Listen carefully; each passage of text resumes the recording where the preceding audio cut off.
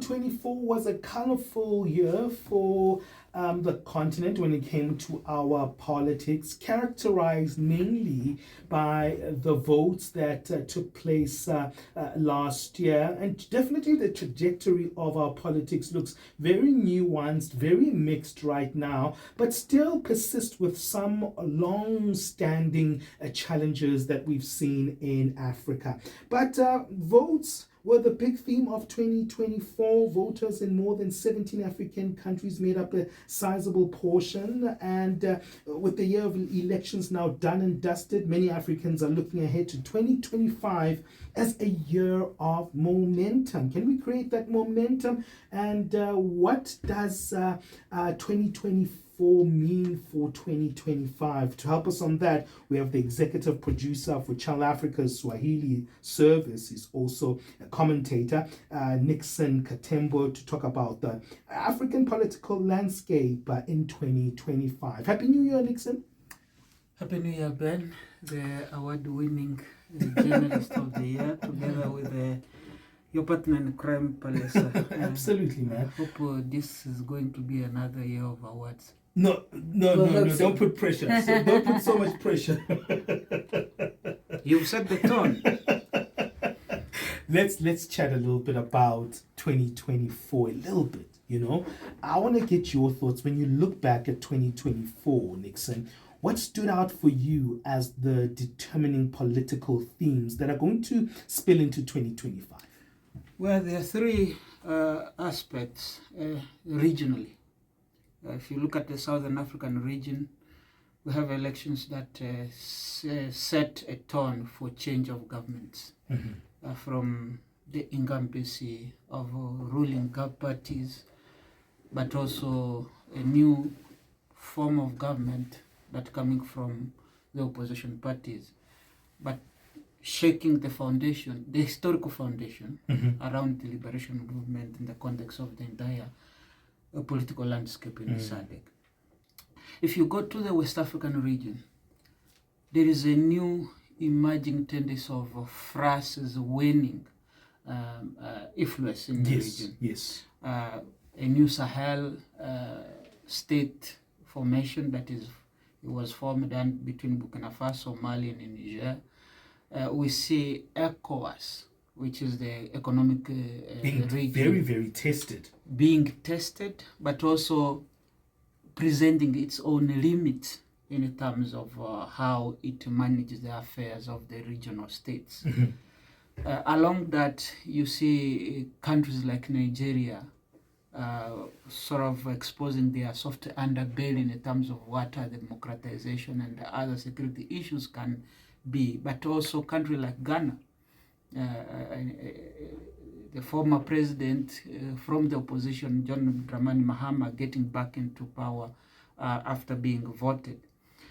And that comes along with the geopolitical tensions that are happening in a region with both Senegal, Ivory Coast, early this year, Chad, asking French to leave.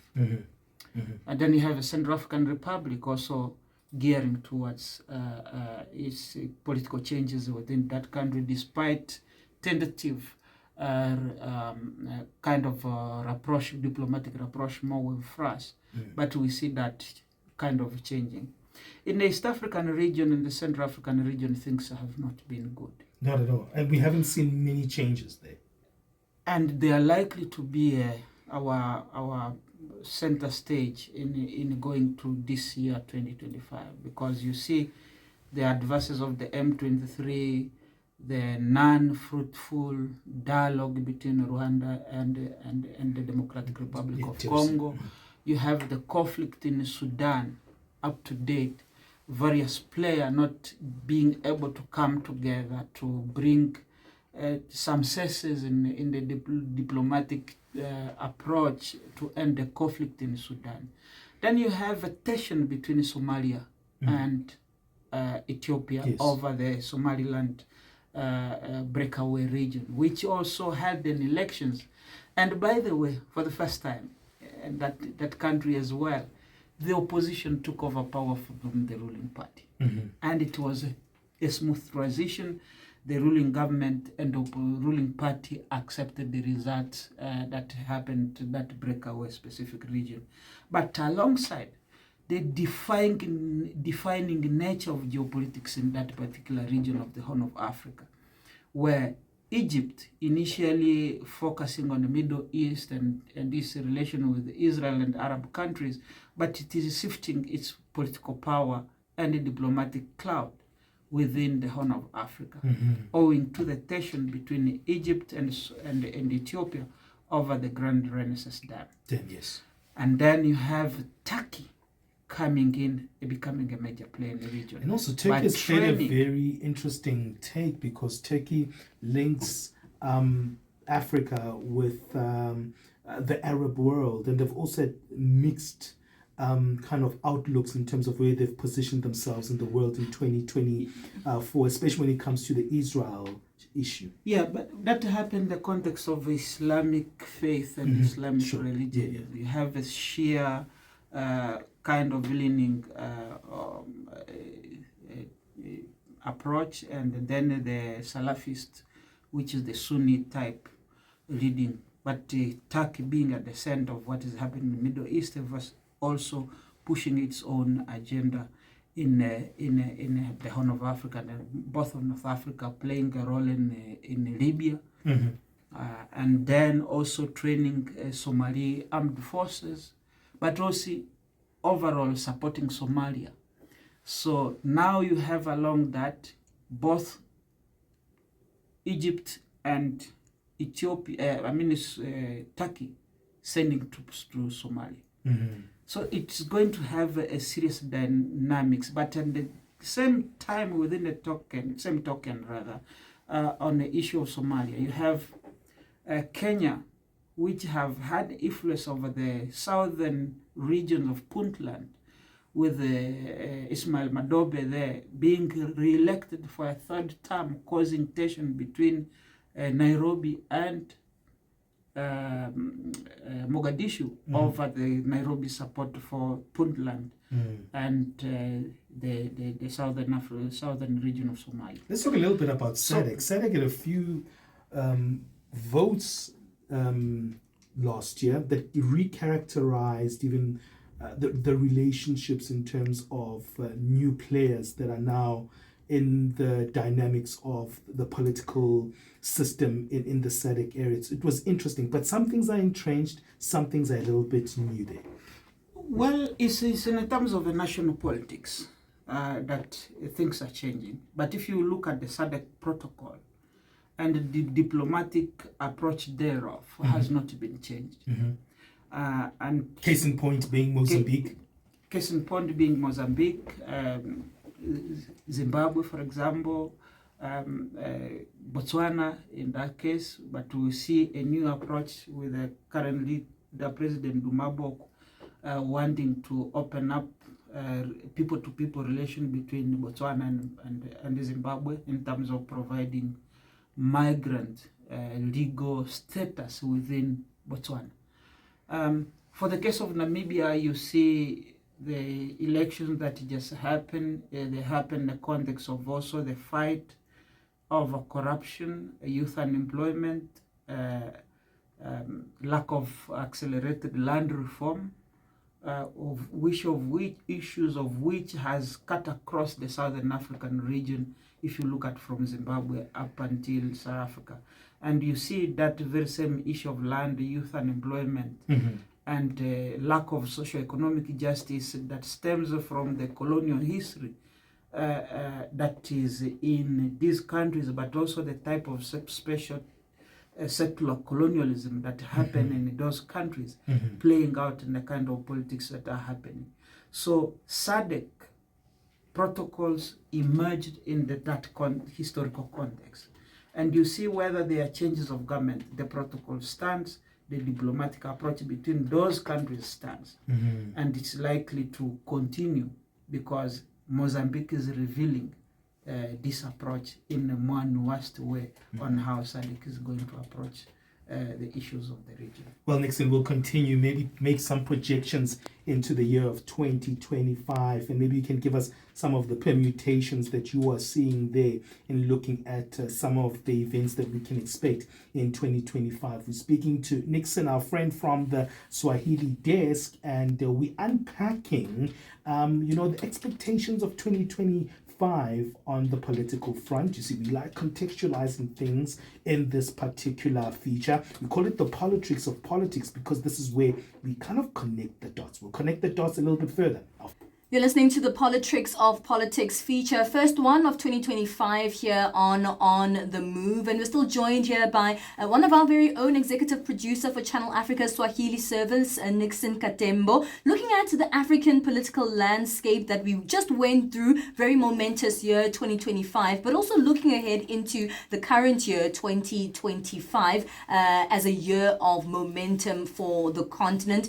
Nixon, I want to look at citizen behavior in particular. When we look at the year of 2024, there are very few aspects where we saw a theme of rebellion across with the citizens of some African countries, South Africa being one of them. We saw a little bit of rebellion from South African citizens saying, hey, we might be ready for change, and we're actually making steps towards a particular change. But there are also still many themes of continuing political culture in various parts of the continent. Let's look at that.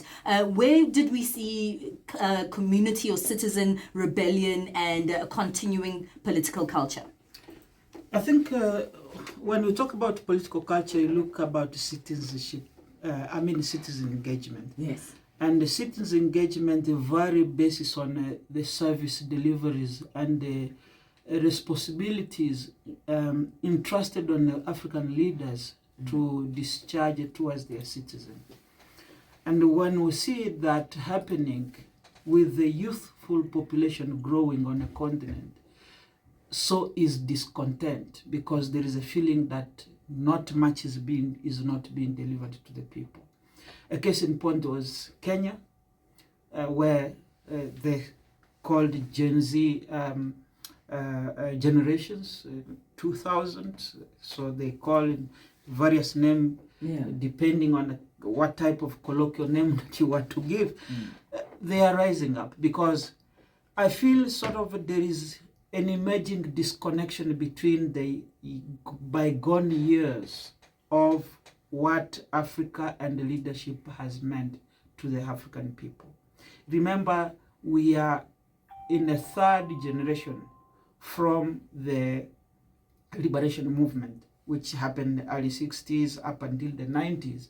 Then from the 90s up until the year 2010, if I may allow myself to categorize in that way, we see a wave of democratization on the continent, alongside new project development, new way of thinking about leadership, and the new citizenship engagement, because during the liberation movement, it was about agitation to get rid of colonialism, whether through the force of arm in a certain country such as Mozambique. We had the celebration of the birth of the Quito Carnival just recently here in the Southern African region, and many other movements that happened. But alongside that, a new generation emerged that have new aspirations with the technological changes, with the information dissemination systems changing, protests being organized via Facebook or Twitter, formerly Twitter, now known X. You see all that, and there is sense of awakening of re-engineering the social context in which service delivery happen in Africa. And for me, I think that will dictate the way forward on how African leaders are going to be elected, because now they can be able to hold their leaders accountable. I will give you an example that I found fascinating yesterday. Here in Johannesburg, in a suburb of Bryanston, a tree fell, and one of the MMC councillor of the Johannesburg city stood by the tree and said, no, the resident of Bryanston, they should not worry. He's at work. He has organized the tree to be removed from there. Immediately when I followed the trail, I saw a link of how people now are commenting. What about the sewage in certain areas? Right. Sure. Yeah. What have you done? A tree can just be cut by Just someone, residents. Yeah. residents who have the jigsaw in their houses, or even hacks. So you see that type of mentality emerging. It shows Like a that one. bourgeoisie. Yes, Yeah. that one example show a microcosm of how leadership is dispersed on the continent, and how people are waking up to the reality, because now information cannot be suppressed, and that is what is going to form some of the political changes on the continent, as we expect many elections in a country like Tanzania, Togo, Cameroon. Yeah.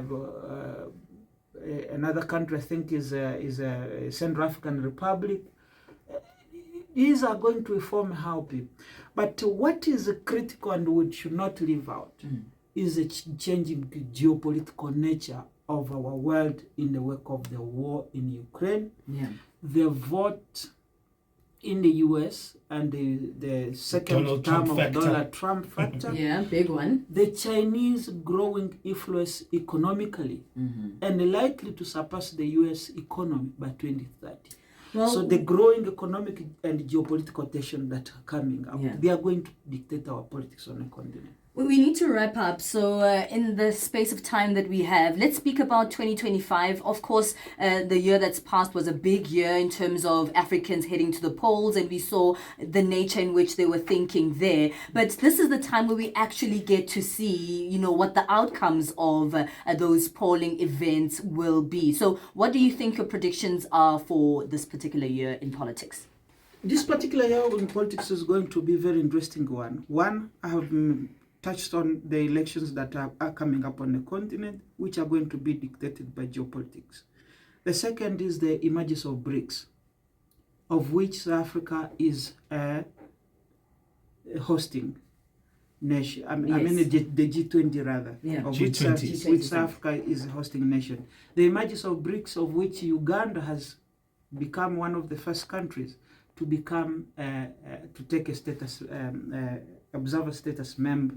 So in other words, paving the way for Uganda to become a BRICS member. In the Great Lakes region and in East Africa, there is an interesting pattern that is emerging, and that is of the emergence of the American aggressive economic approach towards that particular region, with Angola being at the center with the construction of the Lobito corridor. On the other hand, in East Africa, you have Tanzania linking up with Zambia on the Tazara railway, but being developed by the Chinese. How will that inform the politics of the region is very important. And in West Africa is even more worse, because the French influence waning there, as we talked about earlier, and the emergence of anti-French sentiment, but Russia also coming in with the organization of the Sahel states is going to influence Libya. You see that the Middle East and the war in Israel has just changed the geopolitics in the Middle East, impacting on the fall of the long-term leader of Bashar Assad of Syria. Yeah. But then Russia taking its military assets that were based in a bases in Syria and shifting to Libya. How will that impact on the Libyan conflict? Is issues that we are going to be watching in 2025. Yeah. France, of course, and this fortune in Africa are going to have a major. So you have China, you have Russia, you have France, Britain, you have US. the US. Yeah. having an important role on what is going to happen in the geopolitical landscape on the continent. Okay, we'll have to leave it there. It's time for our news, but thank you so much for your time, Nixon. We do look forward, of course, to your work in politics this year. I'm sure you're going to be very busy as well this year. That is Channel Africa's Nixon Katembo speaking about the year wrap-up of 2024 in politics and, of course, looking forward to this particular year, 2025.